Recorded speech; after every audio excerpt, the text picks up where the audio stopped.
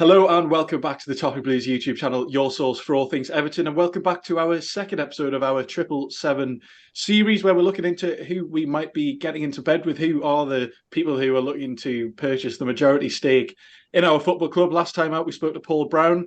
I think we gained a really good insight into who they are, what their kind of intentions are in football. And today I'm delighted to be joined by Chris Beesley from the Echo in what has been, I'd imagine, a very busy week. I'm sure you've seen as a lot of the output that's been coming from the Echo. There's been some really good stuff there. But Chris, how you doing? Thank you for coming on. Yeah, you okay, Sam? Yeah, as you say, it's been a very busy week. Not just the 777 stuff. I was Burton Albion Tuesday night, and then obviously the Carabao Cup game at Aston Villa Wednesday night. So all around, it's been very busy both on and off the pitch.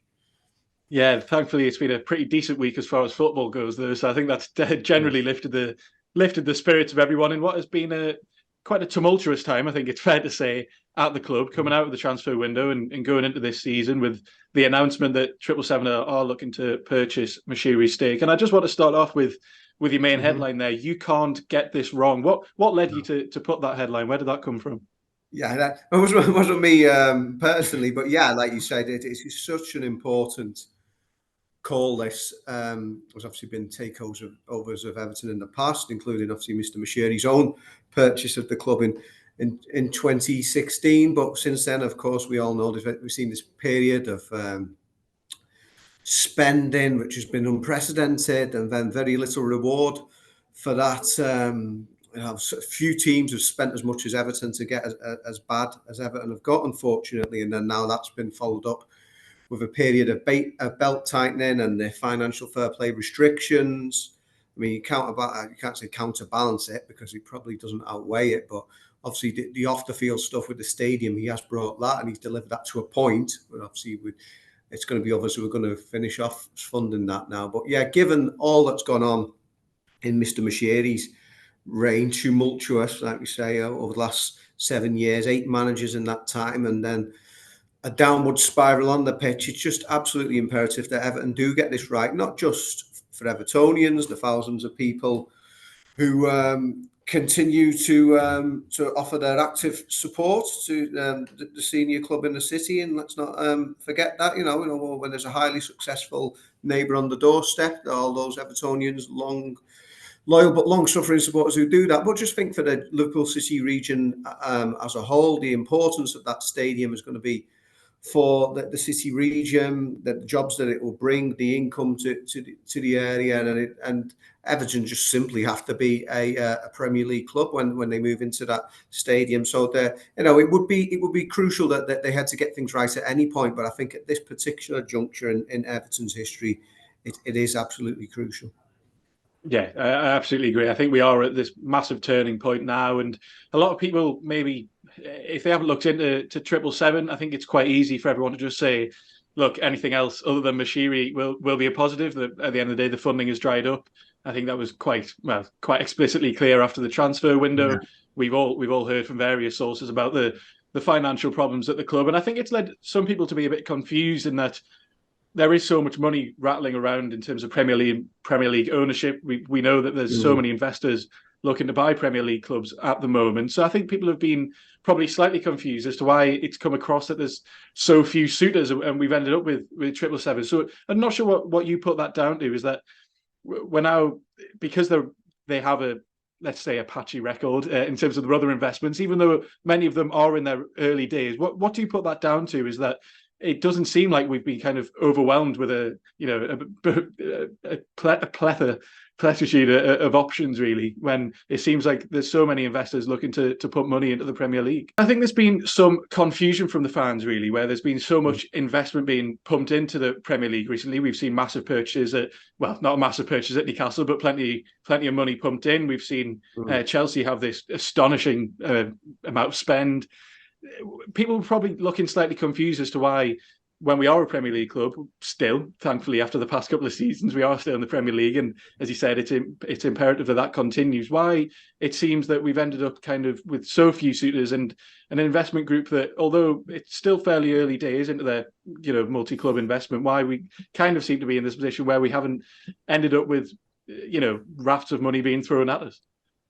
Yeah, it's really interesting. Obviously, we all know that Everton spent the majority of the summer in an agreement, a period of exclusivity with another group of American investors. And for a long time, I think all the noises coming out of that particular group and from Everton was that it was going to get a deal was going to get done, even when sort of suggestions that there might be some bumps on the road, as it were. They weren't seen as things that were going to scupper the deal, but then ultimately that didn't happen. I mean, they still got the loan from them, that was agreed, but I think the idea might have been that they initially take a 25% stake, and then that would possibly be increased in the future. So all of a sudden, you went from that to 777 buying the whole lot. And like you say, there's given the interest that there is in the Premier League, the most lucrative domestic market in the world, and the most competitive domestic competition there is in world football, and you see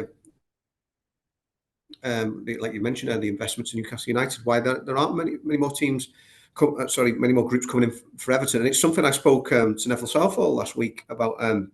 Saying Neville needs no introduction. Everton's record appearance holder and the most decorated player in the club's history, best goalkeeper in the world. I was fortunate enough to see when I was a youngster watching Everton, and Nev was just totally perplexed as to why there weren't other groups. I think he used the phrase, why are we only getting odds and sods, when he thought it was the potential here for a real bargain for somebody, because Everton and are probably at the lowest ebb. As we know, last season was the lowest equivalent points total in the club's entire history of 135 years in the Football League and Premier League. They came within a goal of the first relegation in 72 years. So if you are going to buy Everton, this would probably be a good opportunity to do it with that. And then the prospect of the new stadium being built, okay, that's got to be funded. That's a big caveat. But the chance in the near future for Evertonians to actually be looking forwards rather than backwards, our glorious history in the past and all those former glories, opportunity actually look to the future with some positivity. So yeah, Nev was totally dumbfounded by the fact that it's only 777 and all the question marks that we've discussed and you've discussed with others about them, rather than perhaps being a queue of potential suitors lining up to potentially invest in Everton. Yeah, I think that's an interesting point, that maybe, from the outside on the surface, it looks like, as you mentioned, a potential bargain there, because as you mentioned, we are kind of at our lowest point that we have been in many, many years. But it's maybe not as simple as that, because we already know that there are gaps in funding. There has been the talk that we're getting kind of monthly loans from the people that are looking to buy us, basically just keep the lights running, keep the to fund the week to week costs of the club, because there are so many gaps in funding across the club now. As you mentioned, we did secure that loan from MSP for the stadium. I'm sure there's still money to be spent there. There are huge debts at the club now. There's been plenty of talk about rights and media lendings, and for a long time it looks like Mashiri's been looking for a fairly hefty fee, because at the end of the day, he has invested a lot of money. He's invested a lot of his own money, and he hasn't had the output for that he would have wanted. We're not in European football. We're very much down the other side of the table. So maybe from on the surface level, it looks like there is that potential bargain, but is it that simple? Because there are so many kind of gaps in funding that needs to be filled at the club. Yeah, like you said, it really isn't that simple. It might be worth your while getting on my colleague Dave Powell, who's the Echo's football finance writer. He can obviously speak much more detail than myself, and with a greater knowledge of that particular area. But from those who have asked the questions, my colleague Joe Thomas, the Everton correspondent, he's been speaking to people at the club, and they've told him, along with some independent people as well, that there aren't the red flags that would indicate that they're near administration or anything like that, because there's been sort of some real sort of scaremongering and rumour filling the vacuum of any sort of substantial information over these past couple of weeks. And you do have to wonder, is there any of this even coming from the 777 end to almost present themselves as it's either 777 or oblivion? I mean, it would certainly be a group like them who are coming under heavy scrutiny and lots of question marks about what they're like. If a narrative is presented that it's either 777 or oblivion, then that's probably in their interest. I mean, there's no indication that it is coming from them, but it is interesting that all this speculation is obviously flying around at the moment in this interim period while all the checks are carried out. But yeah, it's concerning. It is concerning times in terms of, like you said, the amount of money that Mr. Mashiri put into the club and the fact that he's been propping them up to a greater extent for the last few years. And when we've come to the point now where he's pulled the plug, either he's unwilling to pay or he can't pay anymore, they still got the same result. I know Dave Powell did a piece about that, and it does seem that there has to be somebody coming in. It can't, the current arrangement can't continue indefinitely. Then, to breathe new life into Everton, it needs to be somebody. But I guess, like, the question is about what 777, are they going to be the right custodians for the club? And it's something that Steve Rotherham, the Metro Mayor, he spoke about it in the Echo, and he subsequently got a meeting with representatives of 777 on the back of that, because, I mean, there's so many unanswered questions that people are seeking reassurances over. Yeah, it's definitely fascinating, some of the articles that are coming out at the moment, especially concerning the owner's investment and where his money's come from. It is, we all have to take that with a pinch of salt and really ask ourselves, where all these rumours are coming from. But kind of aside from the financial side of things, because I think we can all talk about that until the cows come home, and I think everyone knows about that now. I think, what you've done excellently is looking at the perspective from other clubs, because as people will know, they've kind of almost stumbled into this kind of multi-club investment.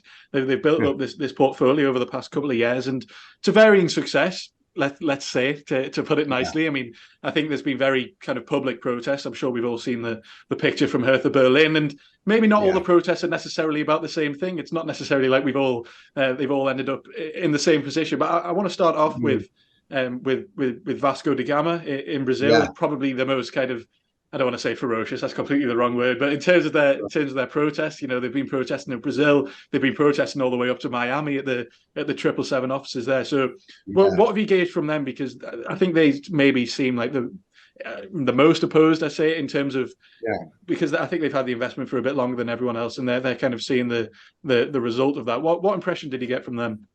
Yeah, the stuff from Vasco was probably the most damning, and it's actually a breaking story about that at the moment. We're looking into it now. Talk about a transfer embargo on Vasco. That's come after we've even done these reports, so that's something we might, if we can, get some sort of update on today. But yeah, Vasco da Gama, I think after Genoa, they were the next one. They were like second in the list from the 777. And you do have to wonder, like you say, they sort of stumbled into this multi-club policy. I mean, how reassuring is that? It's not like the City group, and whatever you think of multi-club sort of groups. I mean, I'm yet to be convinced that at least City do tend to do it well. But the fact that you stumble into that is a bit of a concern. But yeah, Vasco da Gama. I spoke to Rodrigo Calvoso. He's a freelance journalist. He's based in Rio de Janeiro, where Vasco play. It's actually someone I've known for a long time. It's a long-standing contact. And he said to me, Everton fans need to be very worried. That was a direct quote from Rodrigo. And he explained where things have gone wrong at Vasco. They, a bit like Genoa, they suffered relegation and then they've come back up again. But they're struggling again this season. I'm not too sure where they exactly are, but I think they're at least halfway through the season, either in or around the relegation zone. The concern seems to be that when they came in, 777 had sort of promised the same kind of spending power as the richest clubs in Brazil, and that Vasco wouldn't be the poor relations, as it were. But after these bold statements, the spending hasn't quite been there. I'm told that they have invested, but it's certainly not been to the approval of a lot of the Vasco fans. It's not what they expected to see, and they're very upset about it. Like I say, some of that footage, I think it was at the club's headquarters with the fireworks going off. Wow, certainly made the sort of stuff we've seen elsewhere look rather tame. But yeah, they're not happy at all, or big sections of their fan base. It seems to be a problem generally across the board with 777, is that, they do invest money in terms of keeping clubs afloat and making them sustainable off the pitch. But like all football fans, you want to see investment in the team as well. And it's when that's not always been forthcoming. Yeah, and you mentioned Genoa there, maybe kind of slightly on the flip side, because as you mentioned, that it's kind of their main aim coming into these clubs has to be kind of make them more financially stable. They do, so they do seem very interested in distressed assets, which certainly I think Yeah, you could definitely assign that to us. And Genoa, obviously, they took over just before they got relegated. You obviously can't put that yeah, down to them. They've gone back up to Serie A, but maybe a slightly more positive take from them in that they are now more financially stable. But I'm sure some fans will have seen their not a plea to fans, but looking to fans to fund this new 5 million investment in the training ground. yeah. People maybe not particularly overwhelmingly positive about that, but the impression from Genoa maybe looks slightly more positive than it does in Vasco. Yeah, to be fair, Genoa would probably be the flip side of that out of all of them. I think I found Genoa to be the most positive reaction. It was it was Filippo Grimaldi. He was from Gazzetta dello Sport, who I spoke to for them, and he described Josh Wander as the boss, as the master, even a figure who does attend games there at Genoa. Although I believe he communicates in English to the fans, so a lot of them don't actually understand what he's saying. So maybe that helps him. I don't know, but yeah, I think it was Genoa. I think the phrase he uses that they cured Genoa, that they'd healed them. And they've had a very unpopular previous owner at the club who'd been there for a long time. So maybe we helped in that respect if the previous owner was so bad. But yeah, they did have to go down before they came back up again.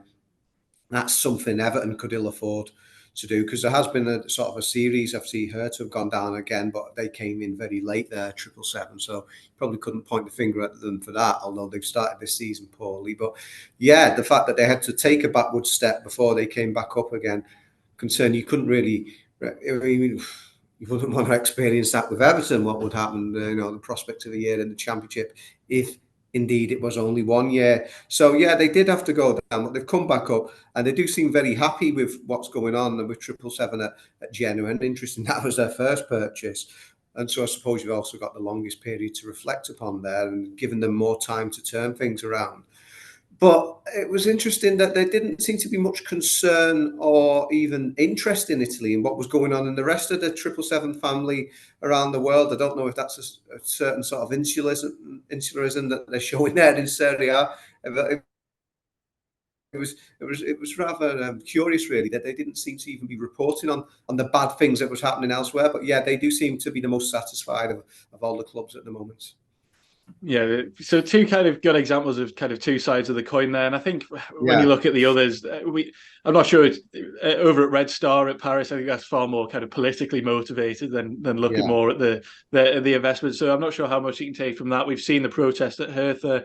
Maybe that's more centered around the 50+1 rule there, and which fantastic rule that they have in Germany, but they're not tremendously happy either. So I think Genoa probably easily the most positive about yeah, their investment so far. And I say, kind of regardless of anyone's kind of personal opinion on multi-club models, and especially not one that people stumble across accidentally, which I just find yeah, absolutely fascinating how that happens. Don't know yeah, how much money you have to accidentally have a multi-club portfolio. But maybe a positive that we could take is that Everton, we are a Premier League club. We would be kind of the pinnacle of that portfolio. Do you expect maybe that things would maybe slightly end up slightly differently, purely because we might get the preferential treatment? There's much more of a spotlight on it and much more yeah. money to be made, which is at the end of the day why they are investing in clubs. Yeah, I mean, they do say that they treat them all equally, but as we all know, some are more equal than others. I mean, like you mentioned already, there, Red Star would probably be in Paris the smallest one within the family, if we use that phrase in inverted commas. They're obviously trying to dip into the huge talent pool in the greater Paris area. I think they've worked out that that region produces more players in the European top five leagues than any other. But so maybe, as much as Red Star might not like the prospect of it, you do wonder, would they in some way become some kind of feeder club for Everton in terms of being able to exploit the talent there? It's a fair point to make that.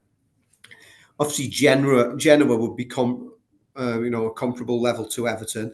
And if Hertha did get back into the Bundesliga rather than in the second division, which you're in now, they'd also be at a similar level, competing in one of Europe's big five leagues. But yeah, Everton would certainly be the biggest club in there. I think Genoa have won 9 Serie A titles, so they're on the same level as Everton there. But I think the last one was maybe about 99, 100 years ago. So very sort of historic success there. So yeah, there is a point to be made there that if the deal does get ratified, that Everton sort of instantly become the biggest fish in there for 777 in terms of, I mean, they just have to be in terms of the finance with the Premier League, the most lucrative league in the world. I mean, it used to be Serie A where Genoa are, but they, those days are long gone now, and it's very much England. That's where the money is. I mean, just to get by in England, you need a lot more. And obviously, the stadium's bigger. If Everton move into the new stadium, the prospect of playing in front of almost 53,000 fans on a regular basis, and we've got to remember that would actually mean that Everton got the highest average attendances in the club's history. So there is that sort of scope there. So could it actually be that Everton sort of reap the benefits of this multi-club model, given that they would be top of the food chain? That'd be an interesting one, and certainly possibly make it more sort of palatable for Evertonians, the prospect that, yeah, they are part of this group, but I mean, if they're the top dogs within that, I mean, perhaps it would actually be a beneficial thing to sort of be getting clubs from the other partner teams within the group. Yeah, it certainly will have to wait and see, because without a crystal ball, it's going to be very tricky to know how that investment will go down. Of course, we are still waiting for the ratification from the appropriate bodies, but I mean, the Premier League, fit and proper persons test has never before kind of faltered. It's never really doubted the investment of anyone. So I think we will see how that develops. But I think, I don't know, from the impression I've had, it's looking likely. I'm not sure that anyone's ever been turned away from that when you look at some of the other investors around the Premier League. So kind of my final question will just be, kind of who is going to be running the club? I know that's really hard to say, but because we've seen that, I know that Steve Rotherham's been in communication. I think it's with Don Dransfeld, he was part of the City Football Group for a while. We've all heard of Josh Wander. He's now on the ECA, kind of mysteriously, without doing any of the media side of anything. He's managed to stumble across there. But from the impression that you've had, who's going to be running the club? Who's actually going to be kind of the people that are going to be, the day-to-day running of the club? Who will it be? Yeah, well, I think at their individual clubs, they do tend to have someone who is like a CEO just for that club. So it remains to see if they choose, and they do tend to choose sort of local people in terms of, I mean, certainly from a domestic point of view. It's not like necessarily you're going to get an American coming in to run Everton or anything like that. So it'd be interesting to see who they picked in that field. And I mean, obviously with the previous potential investors, various names were mentioned there, because it remains an interim board at Everton, and obviously Farhad Moshiri wouldn't be there anymore. So yeah, they've got, I mean, you mentioned Dransfield there. He was with Josh Wander at the recent talks at Finch Farm, and they actually met Sean Dyche on a face-to-face basis. Dyche described that as a very sort of casual talks and sort of a broad brush approach, but he's obviously going to be under scrutiny from the start. And Dransfield is actually the in charge of the football side for the whole group, isn't he? So he'll have some sort of role, no doubt, in it all. But in terms of the day-to-day basis, I would imagine they would bring in some, not necessarily saying that as a scouser, but it might be. But I would imagine it'd be somebody with a background in the UK to sort of oversee things, and then the rest of it is sort of filtering all the knowledge that they get from their people who sort of operate across the group.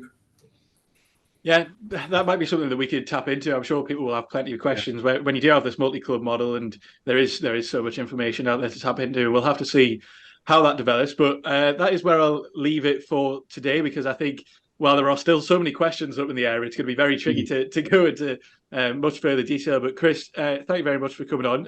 Thank you for putting this kind of move under scrutiny. I do think it's so important that as fans, we do have that kind of representation in the media, that someone is, well, people are out, not just someone, I know that you all work with others as well, but people are out there kind of asking those questions, and I'm sure the fans really appreciate that. But Chris, thank you very much for coming on and speaking to me today. Thank you. Thank you all very much for watching. Be sure to check out every other video that we have in the series as well. Plenty of questions still to be answered about 777. Hopefully we will have those in the coming weeks and months. We'll have to see how long it develops. But as I mentioned, thank you all very much for watching, and join us next time on the Toffee, please.